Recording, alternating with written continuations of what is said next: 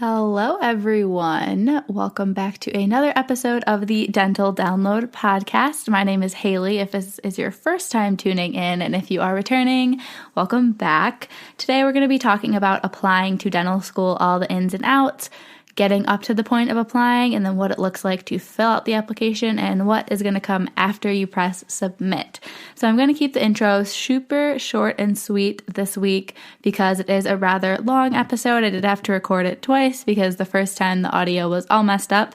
But what has been motivating me this week is feeling a little bit more inspired to chill out, honestly. If you couldn't tell, I'm a pretty planning focused person. I like to just have everything worked out a certain way and then follow along to that schedule. But being home at my parents' house has inspired me to take more of a chilled out attitude, especially for these few weeks of rest in the summer here, to just take things as they come, take each day as it comes, and just try to relax a little bit. So that's been what's motivating me, and that also kind of sums up what's going on in my life. I'm just in my first couple weeks of this 6-week break. I'm pretty excited because Michigan is going to be doing weekly Zooms with our class to kind of keep everyone together and excited about the new semester, and also to answer any of our questions. So I'm looking forward to that. The first one will be the Monday that you guys are listening to this. So maybe the next week or two, you guys will get some updates from me about how that goes. But I'm going to get right into the episode. That way you guys can get all the tips, and a lot of the questions from the episode are based on stuff that you guys submitted on Instagram. So make sure you are following along on there.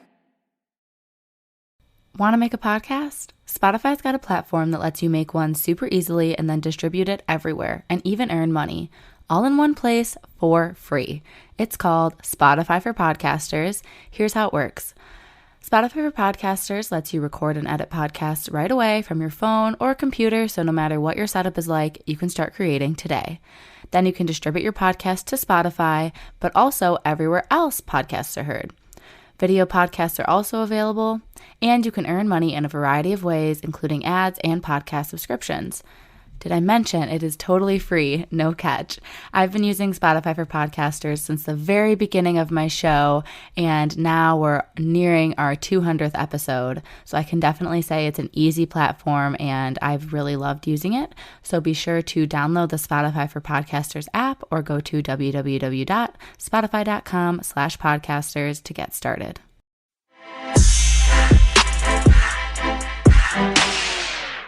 All right, this is take 2 of applying to dental school. The audio on my last one, I did all 30 minutes and it got so messed up. So you guys are getting take 2 of this. But I wanted to thank you guys so much for submitting questions on the Dental Download Podcast Instagram. That's just what the @ is. It's @ Dental Download Podcast. We have 300 followers on there already, which is awesome. So make sure if you are listening, you join the fam on there. But I am going to answer these questions throughout the episode as they fit into whatever we're talking about. So I want to quickly list off the topics that we're going to discuss just so you know what's coming and you can maybe skip ahead to what's applicable to you. So we're going to talk about getting organized before you apply. So that's having your DAT done, shadowing, logging hours, preparing your descriptions of experiences, volunteering, all that kind of stuff. And then your letters of recommendation, your personal statement, figuring out where to apply, and then filling out the actual ADIA ADSES application, and then your secondary applications and the fees associated with that, and then the total cost of all of this application process, and then finally, we're going to briefly touch on what to expect with interviews. So, that is a lot of stuff, right? So this might be a little bit of a longer episode. It should be still under the 40-minute mark for sure, but this is definitely the longest my notes have ever been, but that's okay. I'm really excited to share everything with you, and a lot of these topics could be their own episodes. I could go much more in depth to them than I will be doing today, but if there is a specific topic that we talk about that you want to be its own episode, just shoot me a DM on Instagram, comment on a picture, somehow reach out to me and let me know. That way I can make that episode, but I just wanted to give you guys kind of an overview of the whole process of applying to dental school in this episode before the application opens on May 12th. So let's get right into it since we have a lot to cover. So starting with being organized before you apply to dental school, you're going to have taken your DAT. I'm doing a DAT episode in a few weeks that'll go out in June for you guys, so just sit tight about that. And then you also need your shadowing hours complete to be able to apply. You need to have met their school's requirement. Some schools require like 50 and some have up to 100. I think there's one that has 150, but I would say 100 is a good goal to shoot for. You can check. Obviously, you have to make sure you are within the range of whatever that school is looking for. I think once you hit about 150 or 200 hours, you could totally just stop shadowing. I think once you're past the requirement by a little bit, I don't think it makes you all that much more competitive unless you're being an assistant or you're going to a bunch of different offices and seeing a bunch of different things. But if you're doing 100 hours at one practice as a shadow, 100 more hours will just be unbearable for you. Like shadowing is not the same thing as doing dentistry, and I think it would get really boring. So I think those extra 100 hours could be better spent volunteering or studying or working. So I would just keep that in mind when it comes to shadowing itself. But you should be logging all of these hours. So your shadowing hours, you need to be writing down who you shadowed with. So the name of the dentist, the address, the phone number and email address. And then you also need to know your start date and your end date. It'd be good to log each day you went, like the date, but for the application, you're going to be putting in your hours and start date and end date. So if you shadowed like me, like summer, it's the first time you went that first summer and then the last time you did it at the end summer. And then when it comes to weeks, you can put how many weeks you actually were shadowing, not all the weeks in a calendar year for 3 years. You're just going to put if you were there for 4 weeks, 4 weeks, 4 weeks. So 12 weeks total. And then you put how many hours per week you were there. And then the hours per week don't particularly matter, and honestly, the weeks don't matter a ton. What matters the most is that whatever that sum is at the bottom of your total hours there, that number is accurate. Because if they write your letter of recommendation, they need to include how many hours you shadowed, or if the dental school calls to check, it needs to be an accurate number. So the main thing that matters is that sum at the bottom of the application. But you need to be logging all of this so that when you go to fill out your application later, it'll be really simple. And another thing you can do to help yourself later on is writing the descriptions for your shadowing, for your extracurriculars, and for your volunteering. For all your clubs and work and volunteering, you need all that same information, a contact person, phone number, address, name, email, all that kind of stuff, and then also the description. So there's a certain number of characters, and you can look that up online if you want to know how many it can be. But you want to make sure to write those ahead of time. Basically, just talk about what you did there, kind of like the description bullet points on a resume, if you will. So you want it to be kind of action focused and just tell them what you did. You don't need to use up all the characters, but more than one sentence, I think, is a good goal for that. I did get a question about where to volunteer. So I would just say anywhere that you're passionate about. It doesn't need to be dental related. If you want some ideas of what I did, you can listen to any of those first 4 episodes that I made about like what I did during undergrad. And then I'm also going to post a screenshot of my Excel sheets. I have 2. So one was when I was logging my hours for all my volunteering and shadowing, and you can see like how I did that and then where I wrote the descriptions and stuff. And then there's also an Excel sheet when I was actually applying with all the schools and then their different requirements. And then I had a little system of how I logged that I submitted it, that I paid the secondary fee, that I sent in whatever I needed to. And I'm going to put those on my Instagram story highlights so you guys can reference them after this episode or during this episode, whatever you feel like doing.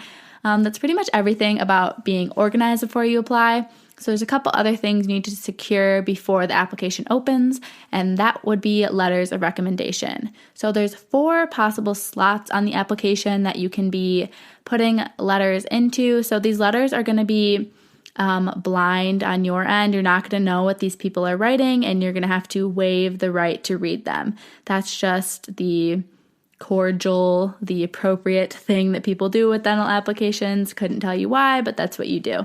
So the way that works is there's a spot on the application where you write in the letter writer's name and then an email address. So if they're uploading it directly to the application, you simply put in their email address and then they will get a link and they will upload it. And then within a few days, it'll be on the application and then you're good to go. But there is another option to use this website called Interfolio. That's what I used. I think it's about $50. And the benefit of that is you can tell your letter writers that the deadline is like May 1st instead of June 1st. That way you can have all these letters, or even April 1st if you want. You can have all these letters secured in your hand virtually unread through Interfolio, and then once the application opens May 12th, you can go in and upload them yourself without ever seeing them, without breaching that confidentiality. But then they're there right away, because a lot of people have their whole application ready, but they can't press send to the dental schools because there's one professor that still hasn't uploaded that letter of rec. And that can delay your application. As you guys know, you want to apply as early as possible. So that's a benefit of using Interfolio. Each cycle, though, make sure you're calling and checking that Adia AdSAS is still accepting Interfolio, because my cycle, which was last cycle, it was debatable. I know someone has already checked for this cycle and they said, yes, it's good to go. So just make sure if you're a future cycle, you call and check first before you pay that money or confuse your professors. So for who I asked, I had my biology professor, so she taught me bio 1 and 2, and then we also did a project for my minor. So she knew me pretty well because it was lecture and lab, so she saw me in lecture, studying, learning, going from being pretty confused in the class to getting an A, working really hard, and then also in the lab, my teamwork skills. So I definitely think she wrote a very strong letter. Then I asked my anatomy professor, who I really didn't know at all, but she taught me lecture and lab. It was a giant lecture, probably 200 or 300 people. But through the lab, I got to know her a little bit better. And then she also had me come in monthly for a meeting to get to know me. And then she was really great. Most of the professors will probably have you meet with them once or twice and probably ask you, what do you want me to highlight in these letters? And if you get asked by multiple professors, I would just be prepared to tell them different things. That way the admissions committee is getting a holistic look at you, if you will. So you could tell, I told my biology professor, if you can highlight my teamwork skills and just my personality and character, that would stretch well into dental school and into dentistry, because she'd seen that firsthand. Then as for my anatomy professor, who didn't know me as well, I was just highlight my commitment to the community, maybe my volunteering that we've talked about in these meetings and everything. So it really just depends. And then my third professor was my HPS professor. He never met with me at all. Clearly he was very confident in what he was going to write, didn't have any questions.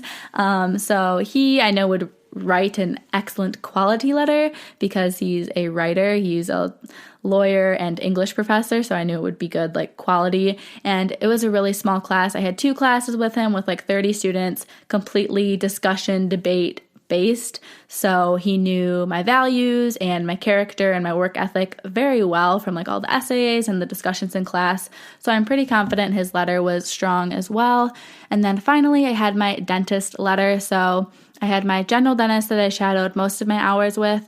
She was 60 of my 150-ish hours. The reason I chose her was because those were majority of my hours. Secondly, she did graduate from University of Michigan, which was my first choice dental school. So if you have the choice between a few different dentists to shadow or a few different people to write your letter, if one of them graduated from the school you want to go to, I think that more than dental schools will admit, they probably all seem to really value their alumni a lot, and that connection and the education and their opinion means more to them than a different dentist might.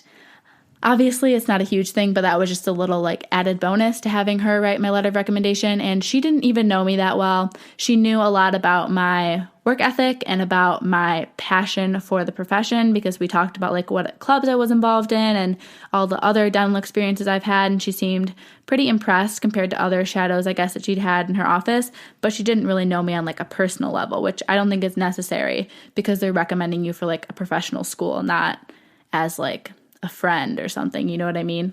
And you do want to make sure that you're checking each school before you even decide that you're going to apply there about the requirements for letters of recommendation, because every school is slightly different. I think the general consensus among dental schools is 1 dentist and 2 science professors, but some will say I prefer that it was a core science, so a physics, chemistry, orgo, biology. Some will say I don't care. Some will say I prefer that it was a smaller class, so maybe that is an upper level class. It really depends. And then some schools, I know there's one dental school in particular that requires a letter from a spiritual advisor. There's some that require an employer. There's some that require 2 dentists instead of 1 dentist. There's some that don't require a dentist. So just check and make sure that your 4 slots, because you're only getting 4 slots, are going to work for all of the schools that you're applying to. It's not as complicated as it sounds, but it's something to consider because the application will let you apply to whatever school you say you want to apply to, but you would be wasting your money and ineligible to even have your application considered if you don't have the letters that they require.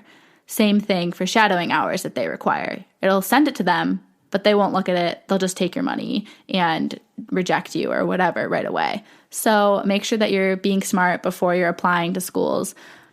If you are concerned about that and there's you want to apply to that one school that needs a spiritual advisor, but you already have all 4 filled, I have heard that you can contact the specific schools and ask to mail them or send them the letters separately from the application, but I also have heard schools don't really like that.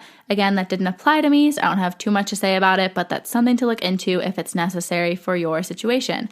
And then finally, I've gotten some questions about committee letters. Again, MSU, where I graduated from, does not do committee letters because we're a huge school. There's 10,000 pre-health students, so they can't be writing a letter to endorse 10,000 different students. No one has time to do that. So if you go to a smaller school, sometimes they do committee letters. And what this means is there's a pre-health advisory faculty committee that will write a letter jointly endorsing you as a good candidate for dental school.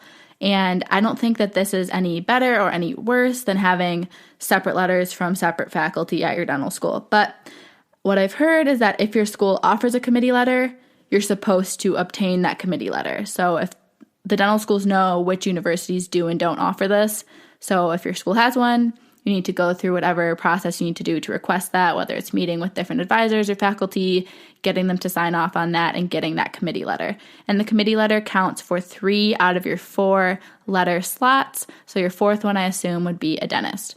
So I hope that answers any questions about committee letters. I know they can be a little confusing, but if your school doesn't have one, then you're good. Just follow what I said before. And if they do, then make sure you get one. And now we're going to get into the personal statement. Again, like I said before, this could really be its whole own episode. And because of that, I already have a YouTube video about this that I made after I wrote my personal statement last year. So I will put that in the show notes along with the pre-dental DAT application playlist. So I probably 15, 20 videos that I've made on YouTube about all this kind of stuff that you can watch if you'd like. But so the personal statement is 4,500 characters answering why do you want to pursue a career in dentistry? So a character is a letter, a space, a comma, a period, a tab, an enter. Those all count as characters, and you can see the character count looking in the bottom left of your Word document, I guess, whatever file you're working in on Word. But I'm not going to give you guys too many tips about it. You can just watch that video. I give 8 or 9 tips about how to brainstorm and write it. But basically, you want to take some kind of a unique but honest and not overly thematic angle to this. You want to answer the question and you want to show, not tell, is my main tip. You want to draw on different stories, experiences, things in your life that would exemplify that you have these specific traits that would make, in your opinion, a great dentist and the kind of dentist that you want to be, a great dental student, a great classmate. You don't just want to say that I am compassionate. Give an example of a volunteering experience that you had that required you to be compassionate or that required you to be a good teacher or a good mentor or a good mentee even. So you don't just want to describe yourself, you want to use examples to describe yourself. So that's as much as I'm going to get into the personal statement. If you want its own episode, just let me know. And then now we're going to talk about where to apply. How do you narrow down this list? I believe there's 45 or 47 dental schools in the country. How do you pick which ones to apply to and how many should you even apply to? So I would say that a fair number is so subjective. It's really based on how much money you have to fill out these applications. It's $250 to send to one school, and then any additional school is $105. So it's pretty expensive. I applied to 12 schools, and when I total it all up at the end for you, your jaw might drop, and it's unfortunate, I know. But so main thing that's going to limit you is cost, but in addition, there's a lot of things to consider because you don't want to apply to a school that you wouldn't actually go to, right? And you don't want to apply somewhere that you're not going to be happy to attend. Obviously, you're going to like some schools more than others because how would you decide in the end? But you don't want to apply anywhere that you would be unhappy at because you're not going to be a successful student. You're going to dislike your life. It's just not going to be a good look. But how many schools? If you want a number, I would say anywhere from 4 to 10. The reason to do more than 10, I would say, don't be like me and just be scared, because that's why I did more than 10, is if you have super extenuating circumstances and you maybe don't think your application is very competitive. Like if you're below the stats for a lot of the schools, then maybe you do need to apply to extra. And the reason to maybe do less than 4 is if finances are limited, you are super, super confident that you're going to get into one of these schools. Maybe you have a crazy good research experience there and like you're pretty sure of it, then okay, do a few schools only. Or if you're in the circumstance where you can't leave where you're living, you have to go to this one specific dental school or nothing, then that's what you got to do. So it really is situationally dependent. And like I said, I did 12 schools. So I'm quickly going to read off this list of factors that you can consider for which schools you want to put on your list. They're all going to kind of vary in importance to each person differently, so just keep that in mind, I guess. But one thing is your stats, obviously. So your GPA and your DAT. You want to be applying to schools that are mostly in your range of stats or that you're a little bit below, meaning that, not that you're below, but that your stats are above theirs. Their averages are maybe a little bit below your DAT or a little bit below your GPA. Obviously, same as applying to like undergrad. You can do a couple reach schools, but they're called a reach for a reason. Like they might not work out. And then you also really want to look at if you have taken their prerequisites, because again, another reason they won't look at your application is if on the application, if you're not listing all of their prerequisites, at least as in your planned courses, like if you need to take sociology to attend this school and you've never taken it and it's not in your academic plan at all, then that's an issue for them. So you want to make sure that you've either taken them or that they're in your planned courses when you're finishing up your degree. And then the next thing you can consider is clinical experience. You can also consider tuition. This is a lot of people's number one factor. So that would be in-state tuition versus out-of-state tuition versus a private school. And then also some schools do in-state tuition after the third year if you switch your residency to be their state. And then also scholarships, because some schools give more scholarships than others, or you might be better eligible for a scholarship at a particular school than others. And then also location. So your family, are you able to leave them? Is there a reason you need to be close to home? Do you just really want to stay close to home? Distance from home? Maybe you want to get far away from home. It's really different for everyone. The weather where you're going, if that affects your mood a lot, if you want to try something new, if you like what you have. Same thing applies for city versus suburb versus a rural location. And then also cost of living is huge. How much is your rent going to be? How much extra loans are you going to be taking out on top of tuition to live in this new place? And maybe if it's close enough to home, you don't have to get an apartment. Maybe you can commute from wherever you're living now. So those are all things to consider. And then there's just a few quick more. So the curriculum. Most dental schools' curriculum is pretty similar because they're all training dentists to pass a board exam. But there is a newer NBDE exam, which is the board's exam that you need to take to get licensed as a dentist. It used to be 2 parts. Now it's 1 part. And it's a bit more integrated and holistic of an exam, so it's mixing your book work with patient-based situations as opposed to being 2 separate things like it was in the past. So dental schools should be changing their curriculum to be more integrated and combining all the sciences together and putting more case-based learning together. So that's something you can either ask the dental school faculty about at open houses or at the Adia Go Dental Fair, which is virtual, coming up soon here in May. Definitely make sure you attend that. yeah, I just think that's super important. And that's something that was really high on my list because I'm going to dental school to hopefully become a dentist. And I want to make sure I'm learning as much as possible and the best, most effective way possible, you know? And then another thing to consider is community outreach and externships. So the involvement in community, the volunteering opportunities, like Detroit Mercy has this really cool like roving dental clinic that like is on wheels. Like that's awesome.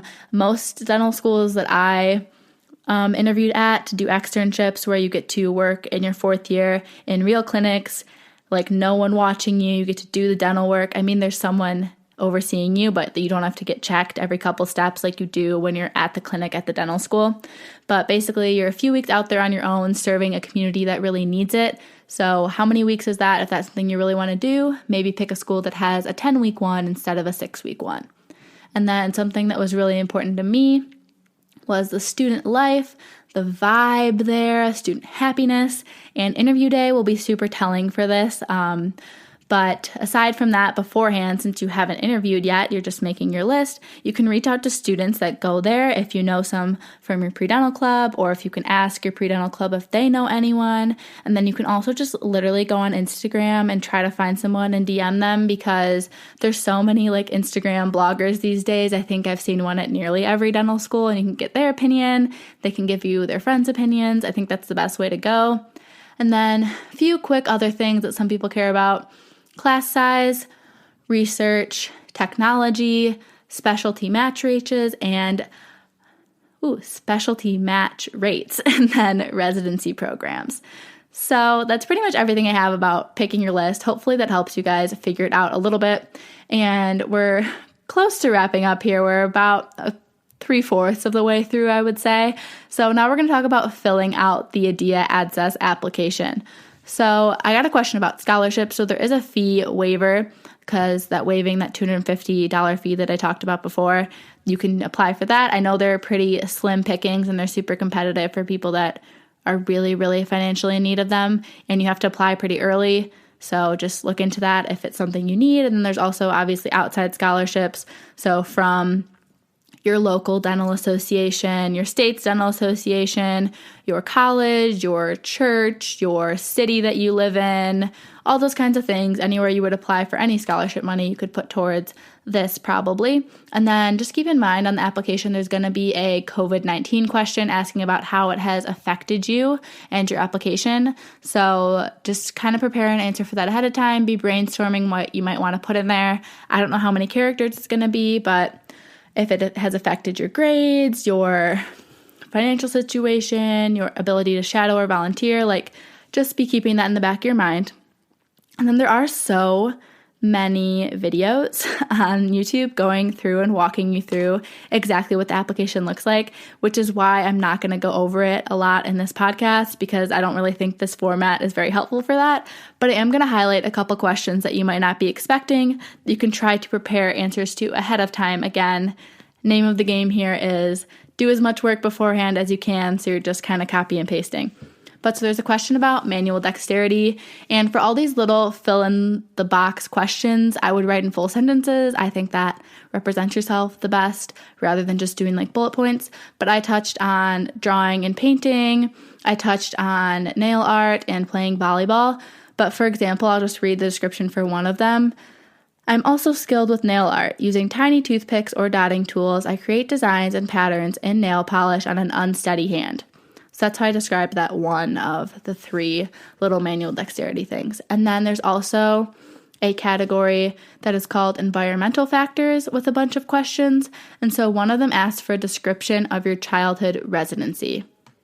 So you're supposed to pick whatever city, place that you lived in for most of your time growing up. Like I moved between 3 cities, but they were all in Metro Detroit. And because my upbringing was very traditional, I just literally described the actual city itself and like the people and the whatever you want to call it there. But I think if you had a particularly challenging upbringing, you could talk about that here, whether that be social, economic, or otherwise. And then leading into that, there's an option to mark yourself as a disadvantaged applicant. So you can say, it just asks, would you like to be considered a disadvantaged applicant, yes or no? And if you say yes, there's a box again to write a little short set of words about why you are considered a disadvantaged applicant. So since this didn't apply to me, if you think you're either economically disadvantaged or if you are a minority, I think that these would apply to you. I'm sure there's other situations why it would as well. Maybe if you had health issues or maybe, I don't know. Again, it didn't really apply to me. I was about as traditional and socioeconomically simple as it gets. But my advice for this, if you're on the fence about this or not sure what to say, would be to contact the Office of Diversity and Inclusion at your local dental school or at your top choice school to get their opinion on whether or not you qualify, I guess, and what you could write about. And then other than that first section, there are 3 other sections outside of the personal information. There's the academic history, and then there's also one where you enter all the schools you want to apply to, and then there's also like supporting information. So where you're entering all the schools that you're applying to, that one is going to have program materials, and that you really need to read pretty thoroughly, which I'm going to talk about in a minute when we get into secondary apps and fees.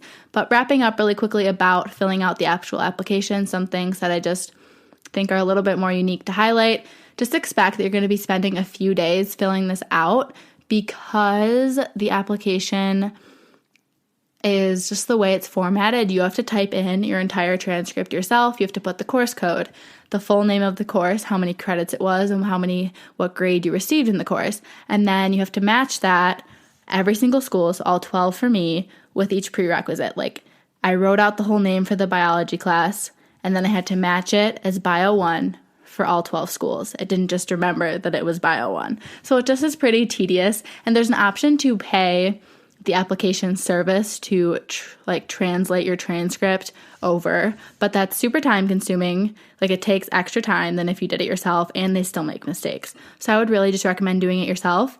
As soon as the application opens, make sure you send your transcript like the day it opens. So May 12th, request your transcript, and there's a transcript form that's on the application, which is why you need to wait till it opens.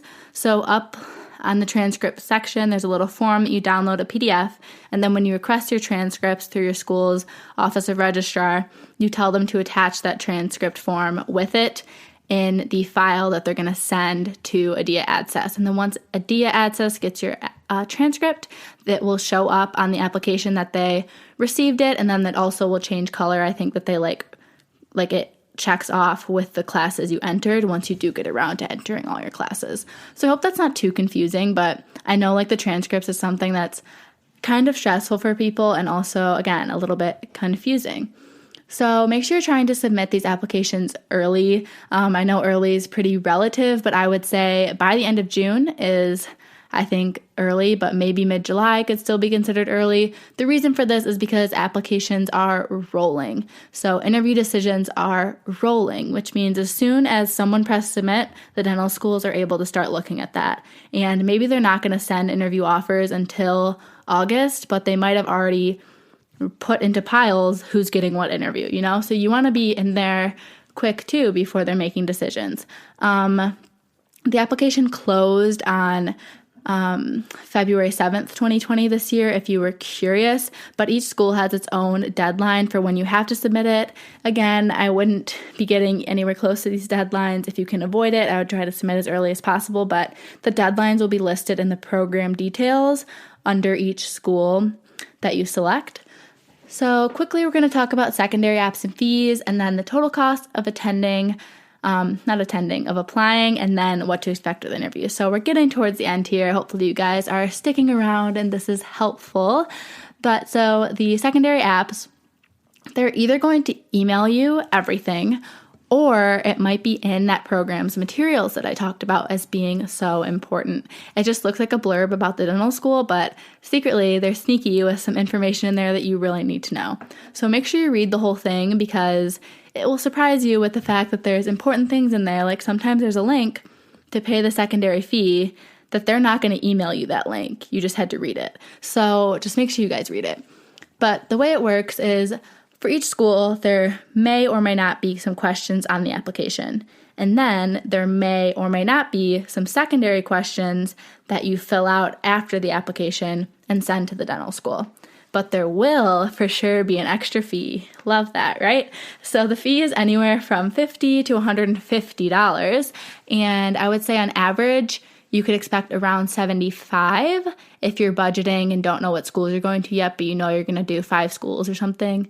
Maybe budget for about 75 each. But we'll get into how much I paid in a minute. It was monstrous amount of money. But there's basically, like I said, school-specific questions, and they can be anywhere of like as simple as, do you know anyone? Do you have like family that went here? Why do you want to go here? Have you been to our school before? And then some schools, like I said, won't have any on the application. And then the secondary application, again, why do you want to go here? Why do you want to move to the city? It could be something a little more in depth, but sometimes, again, there's short little like yes or no check boxes. And then some of the questions are more like another 2,500 character essay.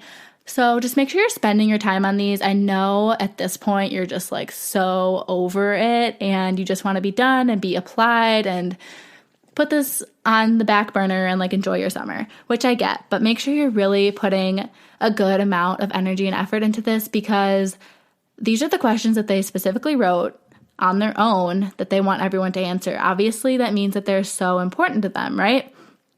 Oh, one other thing about secondaries. A couple schools are doing like virtual ones. I know Detroit Mercy did virtual.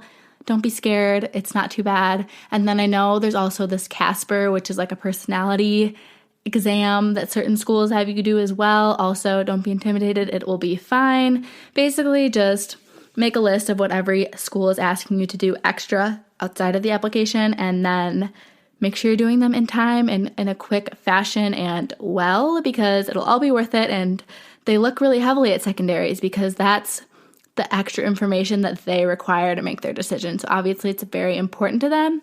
And I would say a timely fashion and a good goal. So if they send it to you on like a Monday, try to get it back to them by the next Monday. I would give it about a week as like your goal to get these things done, because you want to show them that you really care and you're really interested in their program. So total cost of all of this stuff. So when I took the DAT, it was around $350. I know that's gone up.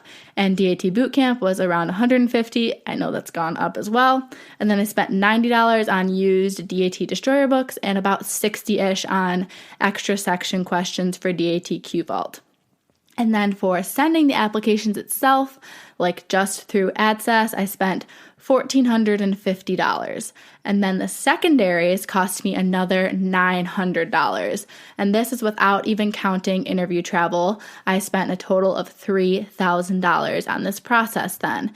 Interview travel can be anywhere to like couple hundred to a couple more $1,000, depending on if you're applying around the country or just locally, and if you need hotels, if you're flying versus driving, and also how many interviews you get.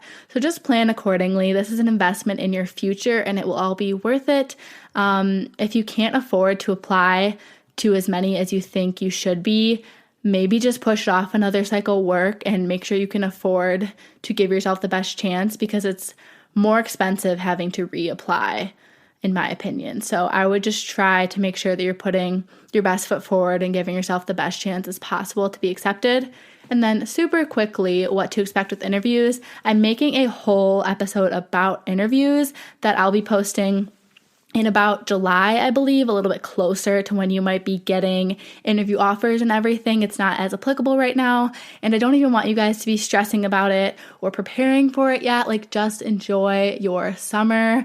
That's really all I want you to be doing when it comes to interviews, is not thinking about them yet, because you definitely don't need to. I didn't get my first interview offer until, I believe, July. So just like July or August. So don't think about it yet. And then just my final closing thoughts, as always, 3 quick closing thoughts. So first is that the dental schools want to help you. Yes, they're really busy, but if you have questions or you haven't gotten a confirmation email, but like your friends that applied to the same school around the same time did, follow up with them. If you have to follow up a couple times, it is okay. Be in communication with them if there's issues. Like, it might seem intimidating, but they're excited about the application cycle just like you. So make sure to reach out to them if you need to. Don't be intimidated. And then don't apply anywhere that you wouldn't really want to go.